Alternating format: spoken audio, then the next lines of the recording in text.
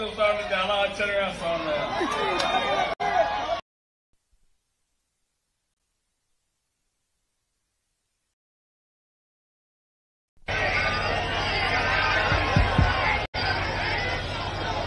తమిళలో silent, నిశ్శబ్దంగా ఉండాలి.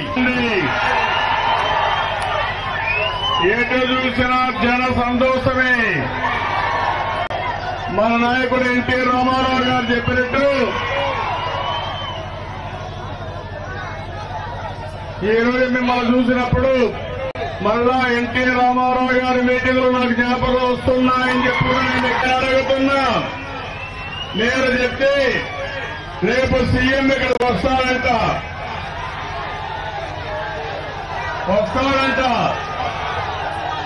గట్టిగా చెప్పండి, బాలుడే బాలుడు. ఇనపడాని సీఎంకి బాలుడే బాలుడు, బాలుడే బాలుడు.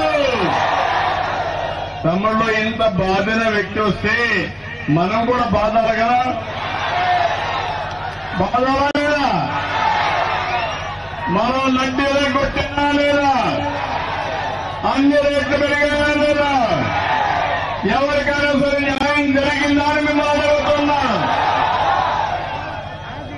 ఏం తమ్ముళ్ళు కరెంటు ఛార్జీ పెరిగింది, పెరిగిందే బాధలు పెట్రోల్ పైన. ఇంకో పక్క వంట గ్యాస్ పెరిగింది, నిత్యావసర వస్తువుల ధరలు పెరిగాయి, ఆర్టీసీ రేట్లు పెరిగాయి, రిజిస్ట్రేషన్ ఛార్జీలు పెరిగాయి. కడాన చెత్త మీద కూడా పన్నేసిన చెత్త ముఖ్యమంత్రి ఎవరు? కోపం రాలేదా? కోపం వస్తే ఎందుకని ఇంట్లో పడుకుంటున్నారా? నేను ఒకటే చెప్తున్నాను, జగన్ రెడ్డి ఐదు లెగ్గు. ఏమి లెగ్గు? ఏమి లెగ్గు? ఎక్కడ వస్తే అక్కడ ఏమవుతుంది? మతాష్.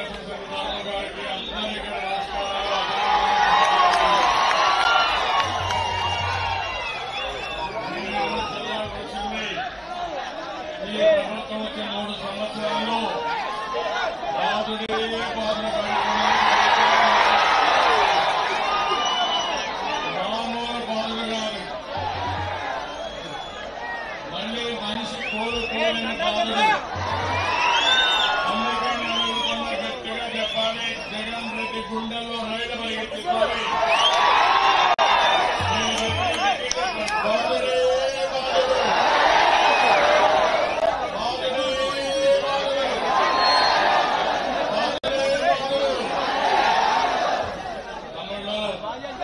ఏ ప్రభుత్వాన్ని అసలు అధికారంలోకి వస్తే ప్రజలకు మంచి జీవితాలను సర్వం నాశనం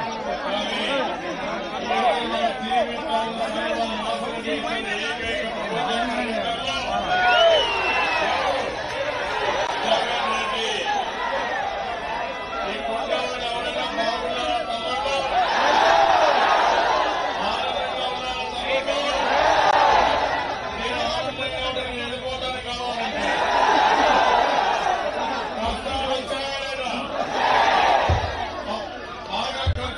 ఏకైక రోజు వర్తిస్తున్నారా లేదా?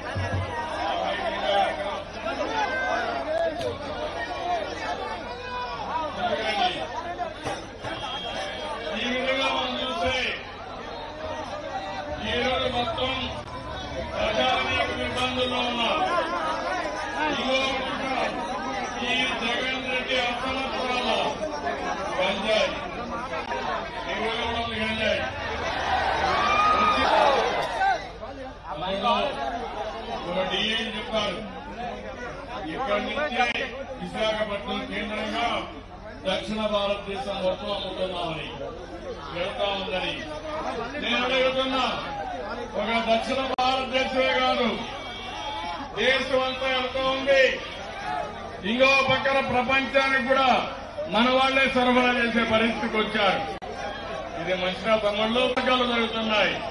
దీనిపైన మీరు ఒక చైతన్యం రాకపోతే ఈ రాష్ట్రం సర్వనాశనం అయిపోతుంది. జాగ్రత్తగా ఉండమని మరొకసారి కోరుతున్నా. రైతులు ఇబ్బందుల్లో ఉన్నారు, రైతు కూలీలు ఇబ్బందుల్లో ఉన్నారు.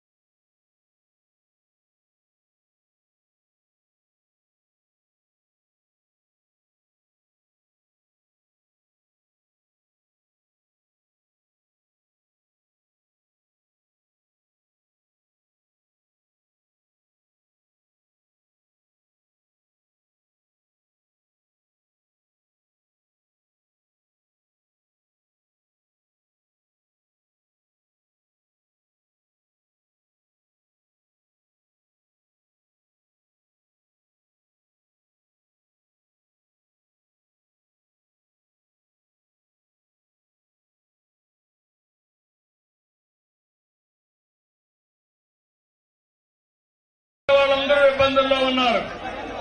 ఎవరైనా ఆనందంగా ఉన్నారా? తమ్ముళ్ళు యువతకు ఉద్యోగాలు వచ్చాయా? వచ్చాయి.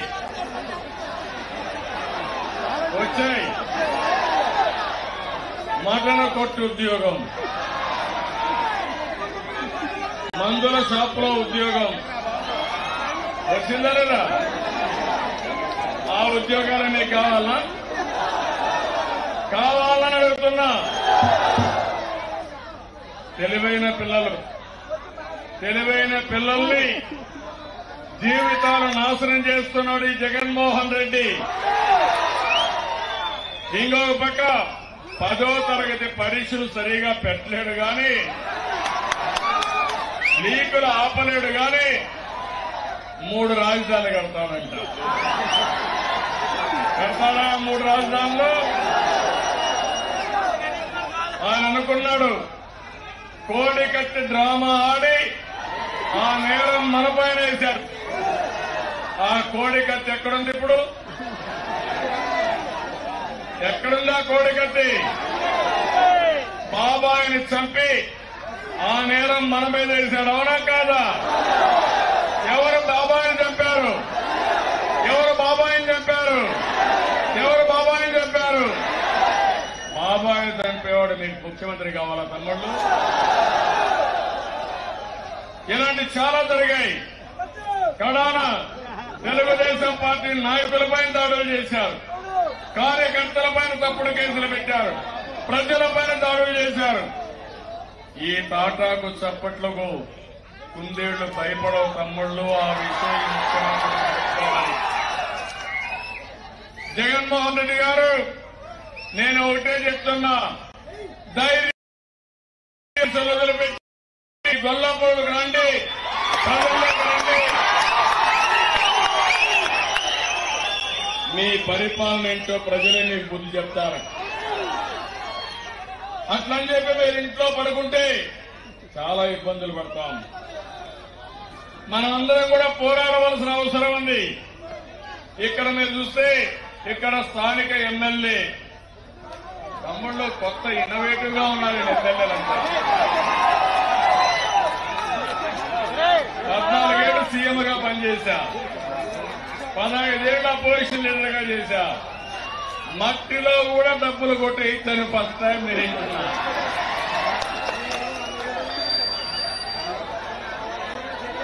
మొత్తం ఇక్కడంతా కూడా జిల్లా అంతా గ్రావెల్ మాఫియా, అవునా కాదా? ఇక్కడనే మీ ఊరి పక్కనే పోతా ఉంటాయి కొన్ని వందల లారీలు బాక్సైట్ పోతా ఉంటే లాటరైట్ ఎక్కడికి పోతా ఉంది? ఎక్కడికి? భారతీయ సిమెంట్కి. భారతీయ సిమెంట్ ఎవరిది? ఎవరిది? భారతీయ సిమెంట్ కూడా బాధుడే బాధుడు. 250 రూపాయల సిమెంట్ ఇప్పుడు ఎంత తమ్ముళ్ళు? 400. దానికి కావాల్సిన లాటరైట్ ఎక్కడి నుంచి పోతుంది? మన దగ్గర నుంచే. ఎవడబ్బా సొమ్మని అడుగుతున్నా ఈ జగన్మోహన్. ఈ రోజు మీరు గుర్తుపెట్టుకోవాలి, సాక్షి పేపర్ చూస్తారు, ప్రతిరోజు అడ్వర్టైజ్మెంట్లు. అమ్మ ఒడి, నాన్న బుడ్డి, అమ్మ ఒడి కూడా గోయిందా గోయిందా. జనవరిలో ఇచ్చారు అమ్మ ఒడి, నాన్న బుడ్డి మాత్రం ఉంది. శాశ్వతంగా నాన్న బుడ్డి ఉంటుంది, కానీ అన్ని కూడా తాత్కాలికమయ్యే పరిస్థితికి వచ్చాయి. మనం ఆ రోజు పురుషోత్తపట్నం ఎత్తిపోతల పథకం, ఏడేరు రిజర్వాయర్కు నీళ్లు కావాలని వర్మ పోరాడితే నేను దాన్ని శాంక్షన్ చేసి ఏడేరు జలాశయానికి నీళ్లు తెచ్చిన ఘనత, మిమ్మల్ని ఆదుకున్న ఘనత తెలుగుదేశం పార్టీని చెప్పడానికి. ఇంకో పక్కన ఈరోజు మీరు చూస్తా ఉంటే మొత్తం పిఠాపురం వైసీపీ నాయకులంతా కూడా నీళ్లకు డబ్బులు వసూలు చేస్తున్నారు. ఎవరైనా అక్వా రైతు కానీ ఎక్కడున్నా కానీ ఎంత తమ్ముళ్ళు ఎకరాకు ఒక్కొక్క అక్వా ధాన్యం బస్తాలు తీసుకుంటున్నారు. ఏ తమ్ముడు ఒకటి చెప్పండి, ఒకటి చెప్పండి. 12 పండగ మామూలు, పండగ మామూలు. ఇంకా మన పండగలేమా. అక్వాకల్చర్ లో కూడా ఒక్కొక్క చెరువు తవ్వుకుంటే దానికి 1,00,000. మా తమ్ముడు చెప్తాడు 1,00,000. ఎంత తమ్ముడు? 1,00,000. నన్ను చూస్తా ఉంటే చాలా ఆశ్చర్యంగా వస్తా ఉంది. మంచి వ్యాపారం, ఎమ్మెల్యే వ్యాపారం అంతేనా? అలాంటి ఎమ్మెల్యేలు మీకు కావాలని అడుగుతున్నాను మిమ్మల్ని. సహిస్తారని మిమ్మల్ని అడుగుతున్నా. దోపిడీ ఎమ్మెల్యేలు వదిలిపెడతారని మిమ్మల్ని అడుగుతున్నా. గ్రామాలకు రాణిస్తారని మిమ్మల్ని అడుగుతున్నా. ఇలాంటి ఎమ్మెల్యేని ఊరికి ఒక సైకోన్ తయారు చేసిన జగన్ రెడ్డి. ఆ సైకోకలకి సహకారం పోలీసులు కొంత. వాళ్ళ మంచోళ్లే, వాళ్ళు కష్టపడుతున్నారు, కానీ వాళ్ళ ఒత్తిడి భరించలేకపోతున్నారు. నేను అందుకే చెప్తున్నా, ఈ రాష్ట్రాన్ని కాపాడడానికి ఉద్యోగస్తులు కానీ పోలీసులు కానీ మీ వంతు సహకారం ఇవ్వాలి. మీరు అనవసరంగా చెడ్డ పేరు మీకు, ఖజానా నింపుకోవడం జగన్మోహన్ రెడ్డికి. ఇది చాలా దుర్మార్గం అని చెప్పి నేను మీకు తెలియజేస్తూ, ఇంకో పక్కన మీరు ఒకసారి చూస్తే ఎస్సీ, ఎస్టీ, బీసీ కమిషన్ లో డబ్బులు వచ్చేవి, సబ్ ప్లాన్ ఉండేది. ఏమైనా వస్తా ఉందా? ఎస్సీలకైతే మొత్తం అన్ని ప్రోగ్రాంలు నిలిపేసే పరిస్థితికి వచ్చారు.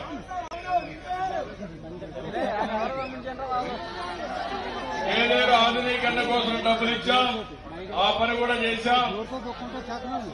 కొండ కాలువ, సుద్దగడ్డ ఈ రెండు కూడా ఆలోచన చేస్తే ఇంకా 140 కోట్ల రూపాయలు రద్దు చేశాడు. ఈ జగన్మోహన్ రెడ్డి రద్దుల ప్రభుత్వం తప్ప ఎక్కడ కూడా ప్రజలతో ఉండే పరిస్థితి లేదు. 70 కోట్ల రూపాయలతో మంచినీటి స్కీమ్ గొల్లపురులకు ఇస్తే అమలైన తమ్ముళ్ళు, అది కూడా అమలు కాని పరిస్థితి. ఇంకో పక్క ఎస్సీలకు ఇచ్చిన 26 స్కీములు మొత్తం రద్దు చేశాడు. ఈ రద్దుల ప్రభుత్వాన్ని మీరు చేయాల్సింది ఏం చేస్తారు? రద్దు చేయాలి.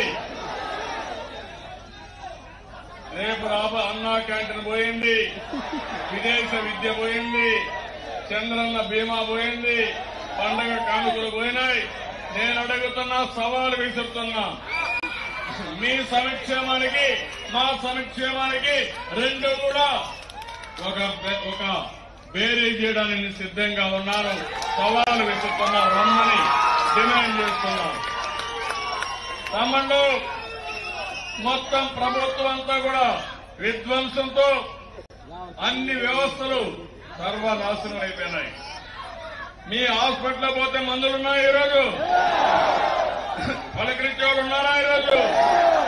అదే తెలుగుదేశం పార్టీ హయాంలో మనిషి గర్భిణీ స్త్రీ గర్భం దాల్చినప్పటి నుంచి చనిపోతే గౌరవంగా అంత్యక్రియలు చేసే వరకు డబ్బులు ఇచ్చాం. 5 లక్షల రూపాయలు ఇన్సూరెన్స్ ఇచ్చాం. 30,000 రూపాయలు ఇంటి మనకు మట్టి ఖర్చులకు ఇచ్చిన ప్రభుత్వం తెలుగుదేశం ప్రభుత్వం. ఇవన్నీ ఒక ఎత్తైతే చేనేత కార్మికులు కూడా ఇక్కడ ఉన్నారు. చాలా అన్యాయం జరుగుతూ ఉంది. నేను ఒకటే చెప్తున్నా, వెనుకబడిన వర్గాల్లో పేదరికం ఎక్కువ ఉండేది చేనేత కార్మికుల్లో. వాళ్ళను తప్పకుండా ఆదుకోవడానికి ప్రత్యేక కార్యక్రమం తీసుకొస్తామని కూడా నేను హామీ ఇస్తూ, మరొక్కసారి సమయం తక్కువ ఉంది. ఈ మీటింగ్లు ఏవి లేవు కానీ అన్షెడ్యూల్ అయినాయి. మళ్ళా ముమ్మడంలో వెళ్ళాలి.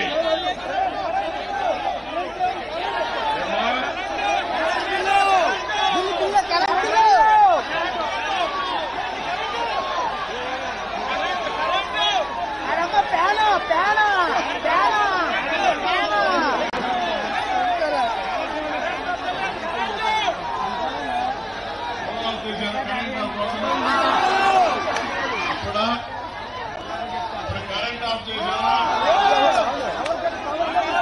కరెంటు కోత మన మీటింగ్ మరీ కరెంటు కోత ఆఫ్ చేశారు. నేను ఒకటే చెప్తున్నా, ఈ గుడ్డి ప్రభుత్వం ఉన్నా ఒకటి లేకపోయినా ఒకటి, నువ్వు కరెంట్ ఇవ్వకపోయినా మేము బతకతాం, మీటింగ్లు అడ్రస్ చేస్తాం, మీ అంతు చూస్తాం తప్ప వదిలిపెట్టాలని అందరికీ నమస్కారాలు. జై హింద్, జై తెలుగుదేశం.